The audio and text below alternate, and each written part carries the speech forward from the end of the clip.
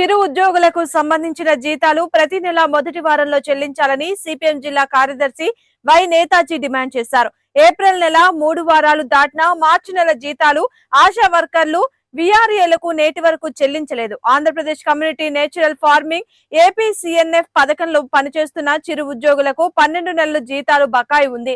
సిఆర్డీఏలో పనిచేస్తున్న పారిశుద్ధ్య కార్మికులకు బకాయి జీతాలు చెల్లించాలని ఇటీవల పోరాటం చేయాల్సిన పరిస్థితి ఏర్పడింది. మంగళగిరి మున్సిపల్ కార్పొరేషన్ లో పనిచేస్తున్న క్లాప్ ఆటో డ్రైవర్లు తమ జీతాల చెల్లింపు కోసం నిరంతరం సమ్మెలు చేయాల్సిన పరిస్థితికి నెట్టబడుతున్నారన్నారు.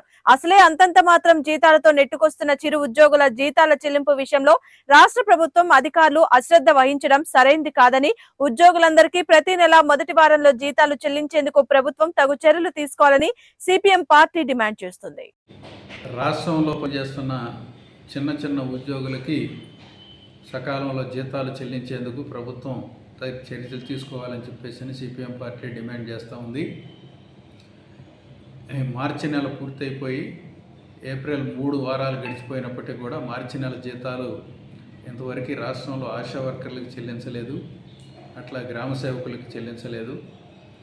అట్లాగే ఇతర రంగాల్లో ఉండేటువంటి కార్మికులకు సంబంధించి కూడా ఏపీసీఎన్ఎఫ్ అంటే ఆంధ్రప్రదేశ్ కమ్యూనిటీ నేచురల్ ఫార్మింగ్ పథకంలో పనిచేస్తున్నటువంటి చిన్న చిన్న ఉద్యోగస్తులకి 12 నెలల నుంచి జీతాలు బకాయి ఉంది.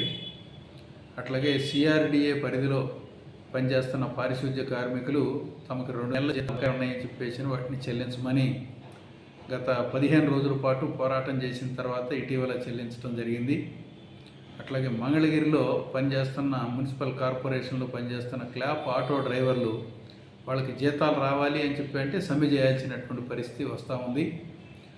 వీళ్ళంతా కూడా చిన్న చిన్న జీతాలు పొందుతున్నటువంటి ఉద్యోగస్తులు. ఏ నెలకు ఆ నెల వాళ్ళ జీతాలు సకాలంలో రాకపోతే వాళ్ళ కుటుంబాలన్నీ కూడా ఆర్థికంగా ఇబ్బందులు పడేటువంటి పరిస్థితులు ఉన్నాయి.